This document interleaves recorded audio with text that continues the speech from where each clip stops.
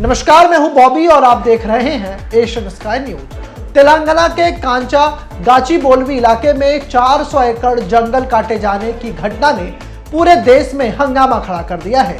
सरकार द्वारा विकास के नाम पर शुरू की गई इस कार्रवाई के खिलाफ छात्रों, पर्यावरणविदों और स्थानीय लोगों ने जोरदार विरोध प्रदर्शन शुरू कर दिया है। इस जंगल की कटाई से सैकड़ों पशु पक्षी बेघर हो गए हैं, जिससे क्षेत्र की बायोडायवर्सिटी पर गंभीर खतरा मंडरा रहा है। कांचा गाचीबोल्वी का यह जंगल 400 एकड़ में फैला हुआ है और विभिन्न प्रजातियों के पेड़ पौधे, पक्षियों और वन्य जीवों का घर था।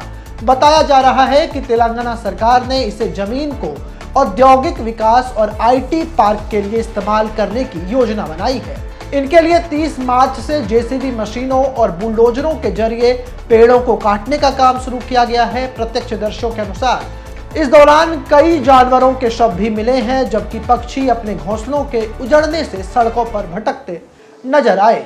हैदराबाद सेंट्रल यूनिवर्सिटी के छात्रों ने इस कटाई के खिलाफ बड़े पैमाने पर प्रदर्शन शुरू कर दिया है। उनका कहना है कि यह जंगल शहर के पश्चिमी हिस्से का फेफड़ा था, जो प्रदूषण को नियंत्रित करने में अहम भूमिका निभाता था।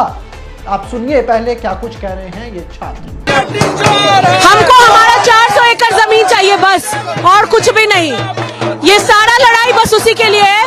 हम सारे स्टूडेंट्स हैं, सारे पढ़ने लिखने वाले बच्चे हैं। हम अपना पढ़ाई लिखाई छोड़ के यहाँ तमाशा करने के लिए नहीं बैठे हैं। हमको हमारा 400 एकड़ दे दो, हम चले जाएंगे। बस हमारा 400 एकड़ जमीन का डिमांड है, जो हमसे जबरदस्ती छीना गया है। बस यूनिवर्सिटी कह रहा है कि उस जमीन की नापी नहीं हुई है। रेवंत रेड्डी कह रहे हैं वो सुप्रीम कोर्ट का है, CM कह रहे हैं उनका है।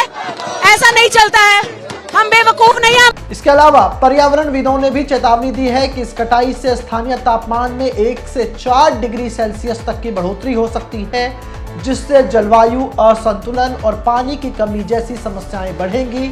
वाटर फाउंडेशन और वैज्ञानिक कालपाला बाबूराव जैसे संगठनों ने इसे एनवायरमेंटल सुसाइड करार दिया है। इस मामले में लोगों ने तेलंगाना हाई कोर्ट का भी रुख किया है। 2 जनहित याचिकाओं के बाद कोर्ट ने 3 अप्रैल तक जंगल में किसी भी तरह की कटाई और निर्माण कार्य पर रोक लगा दी है। याचिकाकर्ताओं ने मांग की है कि इस क्षेत्र को वन्य जीव संरक्षण अधिनियम के तहत राष्ट्रीय उद्यान घोषित किया जाए। दूसरी ओर तेलंगाना सरकार का कहना है कि ये जमीन कभी भी आधिकारिक रूप से वन्य क्षेत्र के रूप में दर्ज नहीं थी और इसे बंजर भूमि के रूप में चिन्हित किया गया था। सरकार का दावा है कि इस जमीन के विकास से 50,000 करोड़ रुपए का निवेश और हजारों नौकरियां आएंगी। इसके अलावा एक वायरल वीडियो है जिसमें बेबस जानवरों की दर्दनाक तस्वीर दिख रही है। सोशल मीडिया पर जो वीडियो वायरल हो रहा है उसमें जंगल की कटाई के बाद मोर, हिरण और अन्य वन्य प्रजातियों के पक्षी बेसहारा होकर इधर उधर भटकते नजर आ रहे हैं। वीडियो में मोर अपने रंग बिरंगे पंखों के साथ सड़क किनारे बैठे हैं। हिरण जंगल के बचे हुए हिस्सों में छिपने की कोशिश कर रहे हैं और छोटे पक्षी उजड़े घोंसलों के पास चीखते हुए उड़ान भर रहे हैं। लोग भावुक होकर सवाल उठा रहे हैं कि इन बेजुबानों की क्या गलती थी जिन्हें अपने घर से बेदखल कर दिया गया। इस मार्मिक दृश्य ने जनता के गुस्से को और भड़का दिया है। इसके अलावा सरकार का दोहरा रवैया भी सामने आया है। जहां सरकार पर्यावरण के लिए पैसे खर्च करती है, वहीं खुद अब इसे नुकसान भी पहुंचा रही है। लोगों का गुस्सा इस बात पर है कि सरकार हर साल पर्यावरण संरक्षण के नाम पर करोड़ों रुपए खर्च करती है, लेकिन दूसरी ओर ये हाल है। केंद्र और राज्य सरकारें जलवायु परिवर्तन और हरित भारत की बात करती है, यानी कि ऐसा भारत जहां पेड़ पौधे हों, हरियाली हो, लेकिन तेलंगाना में जंगल का ये सफाया सरकार की कथनी और करनी के अंतर को उजागर करता है। सोशल मीडिया पर लोग तंज कस रहे हैं कि प्रधानमंत्री गुजरात के वंतरा में जानवरों के साथ फोटो शूट करते हैं, वहां पर जाकर के जानवरों से उनका वो एनिमल लव दिखता है, लेकिन जब तेलंगाना में हिरन, मोर और अन्य पक्षी बेघर हो रहे हैं, वो भटक रहे हैं, तो उस वक्त प्रधानमंत्री का कलेजा नहीं पसीज रहा। केंद्र के पर्यावरण, वन और जलवायु परिवर्तन मंत्रालय ने अब इस मामले में हस्तक्षेप कर दिया है। मंत्रालय ने तेलंगाना सरकार से तत्काल तथ्यात्मक रिपोर्ट मांगी है और वन व वन्यजीव संरक्षण कानूनों के तहत कार्रवाई करने का निर्देश दिया है।